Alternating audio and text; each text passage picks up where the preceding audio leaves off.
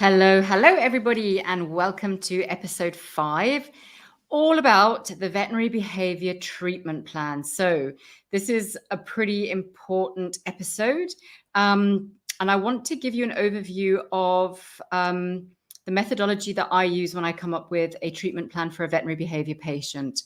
So I use the 5M approach. Now, other veterinary behaviorists use the 3M or even the 7M approach, but my standard is the 5M approach, and I'm going to chat you through all of that. I'm going to explain to you exactly what each of those 5 M's is. So the first really important thing to talk about when we're talking about a behavior treatment plan is that it is always a holistic, comprehensive, multimodal 360 approach. So what I certainly have found is that if you do one thing on its own, it's much less likely to succeed than if you combine different elements of the treatment plan that complement each other and that act synergistically to create an environment where behavior change can actually happen. So, I'm going to talk a little bit about behavior medications or psychopharmaceutical medications. And I think, sometimes it's easy to think that if we just give the medication, everything's going to be fine and the animal's going to get better. And I do not believe that that is the case. I believe that alongside using psychopharmaceuticals, we still have to do environmental management and we still have to do behavior modification. So it's a complex approach and it's a multimodal approach, but I'm going to talk you through step by step what my 5 M's are. Okay, here goes. Number 1, physical medical. So we always need to make sure that we diagnose, find, and address all underlying physical medical issues that the animal may have and how those may contribute to unwanted behaviors. And there are a number of really classic things that we look for, but then there are also some things that hit us out of left field sometimes. So the really classic things that we look for is pain, either acute pain or chronic pain, and that can be musculoskeletal pain, but that could also be dental pain. That could be pain from an ear infection. That could be gastrointestinal pain, tummy ache, anything like that. So pain is definitely always on our radar. Aside from that, the next most common things are gastrointestinal disease, skin disease. There was a great paper that came out this year looking at skin disease, in particular atopic dermatitis, and its interplay with anxiety and other behavioral presentations. There have been a few papers recently published on pain, going back to pain again. So it's really something that we're recognizing more and more. So the physical, medical, really important. And how we do that is by looking at medical history, by getting reports, explanations, and history from the client, from the pet owner themselves. And then, of course, by also doing a physical examination, if possible, when we're seeing the pet for the behavior consultation. So that's my first M, physical, medical. The second M is environmental management. So this is always a huge piece of the puzzle, especially when we first see the patient. And this can sometimes be difficult for pet parents to come to terms with, because I think a lot of the time there is a question mark around, are we going to be managing the environment or the pet forever? Is that as good as it gets? Is management the only tool that we have? Are we not going to, in inverted commas, fix the problem, change the problem, make the behavior problem better? Are we just going to keep managing? And I think my answer to that is yes and no. I think certainly in the beginning, we are going to really have to manage the environment and the pet's exposure to certain triggers and the way that we interact with the pets and so on and so forth, because we initially need that brain biochemistry to be able to settle down. If the pet is consistently practicing behaviors that we don't want them to do, then those neural circuitries and neural pathways are going to become stronger and stronger, and it's going to be more and more difficult to change those behaviors. So we want to manage the environment and manage our interactions in order to prevent that practicing of behaviors, so that the brain actually gets a chance to settle down, for want of a better word. That's not a particularly scientific way of putting it, but we need to be managing them. We don't want them to be faced with their biggest fears or their biggest triggers, because we don't want them to have that neurobiochemical reaction that happens in their brains when, they are faced with those triggers. So that's a really, really important piece. Now, safety management is an important part of environmental management, and I'm going to talk in much more detail about safety management, both for dogs and for cats, and maybe also for other species, because that's really to do with preventing bites, preventing other types of aggressive behaviors, scratches, or jumping, lunging, things like that.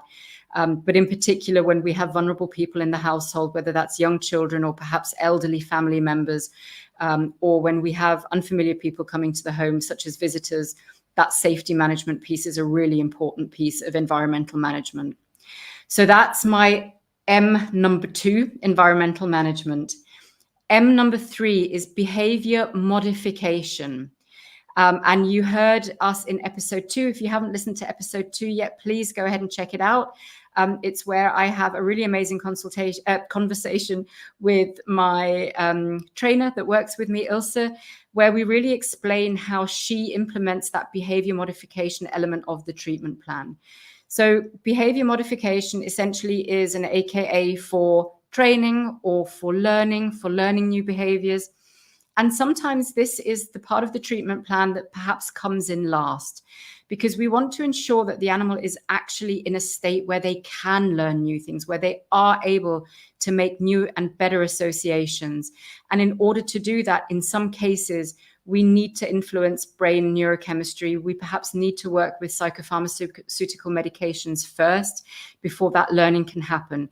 We also want to make sure that that pet feels safe, because if we don't feel safe, then learning is going to be much, much more difficult.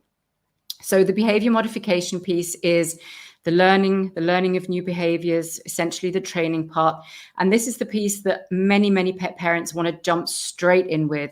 It's what they want to do first. It's perhaps what they've already tried. They've already tried working with a trainer or, using training methods to address the problem. And oftentimes when they end up with us, it's because that hasn't worked. So we need to try and understand why.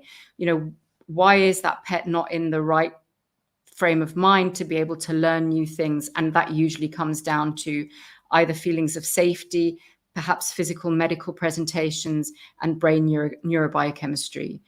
So Ilse, if you listen to episode 2, Ilse has a lot of different tools in her toolkit that she will bring out. And a lot of that initially is to do with enrichment, meeting needs, though helping implement those safety management strategies.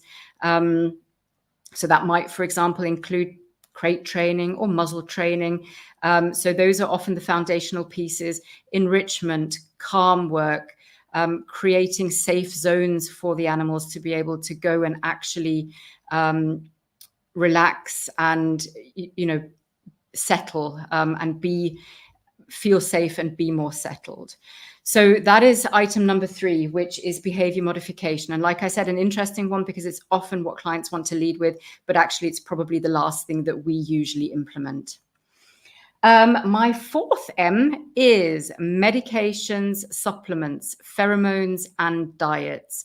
So these are essentially the tools of our trade as veterinary behaviorists. And throughout this podcast, I'm going to be talking a lot more about all of these things.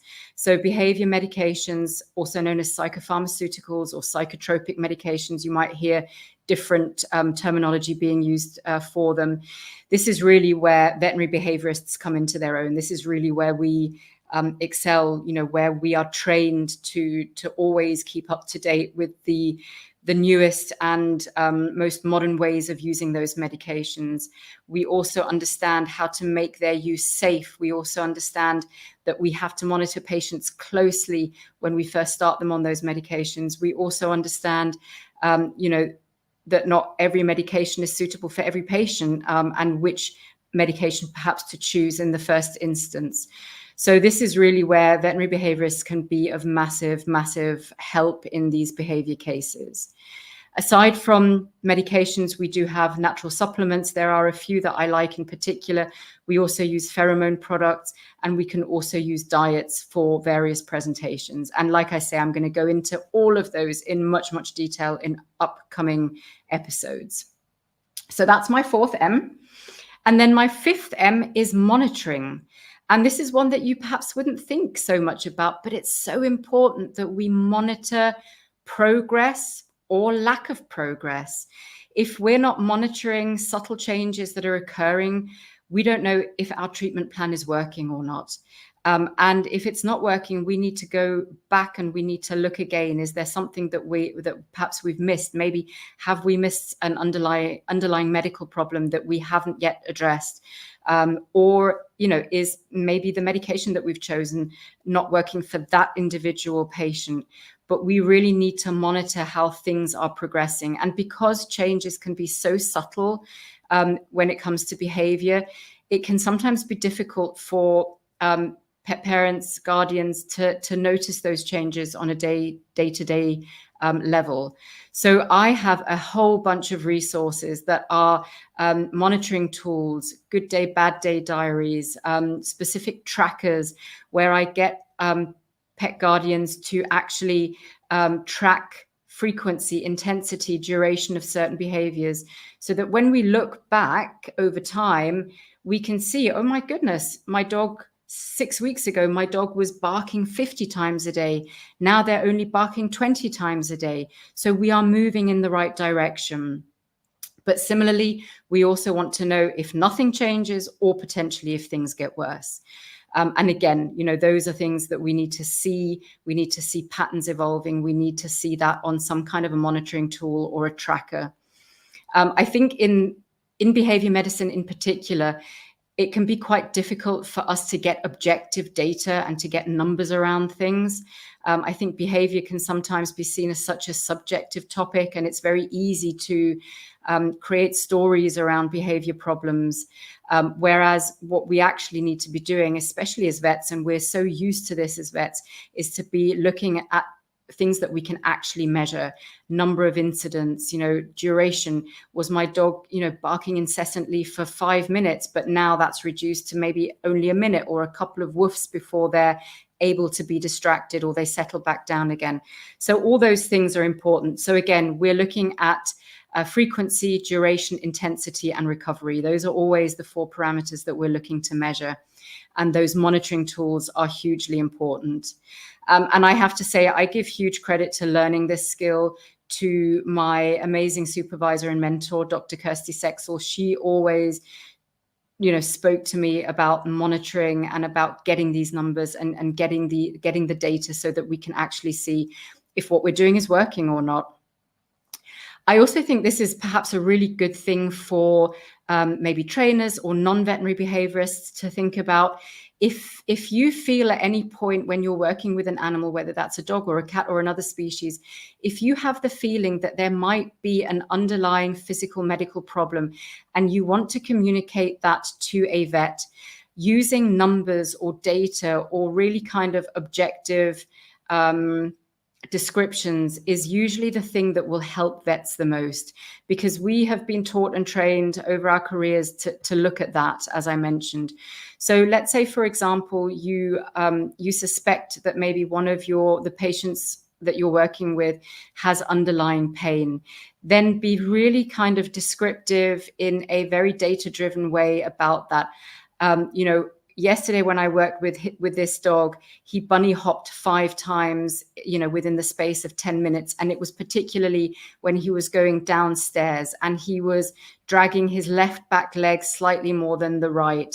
And when he came to the bottom of the steps, I noticed that he had to shift his weight a couple of times before he was able to stand comfortably again. So that level of description and that type of description will really help vets to understand the things that you're seeing, which they might not see in a 15 or 20-minute appointment veterinary consultation with your patient. You're much more likely to see those fine nuances of, behavioral change, gait change, posture changes, any other changes like that, when you're working with them for maybe 45 minutes or an hour in different environments, on different surfaces, going up and down, obstacles and stairs and so on and so forth. So this is where we can really start to bring in this collaborative approach, which we so desperately need in this profession, where we can really start to work together as professionals in our variant areas of expertise for the benefit of our patient. Again, it's that pro-patient approach, is how can we as a profession and as different professions within the same industry, how can we come together and really make a difference for that patient? So I'm going to leave you with that thought. I hope my 5M approach has helped you understand a little bit better how we approach the treatment plan of a veterinary behavior patient. And I can't wait to see you all in episode 6. Bye-bye for now.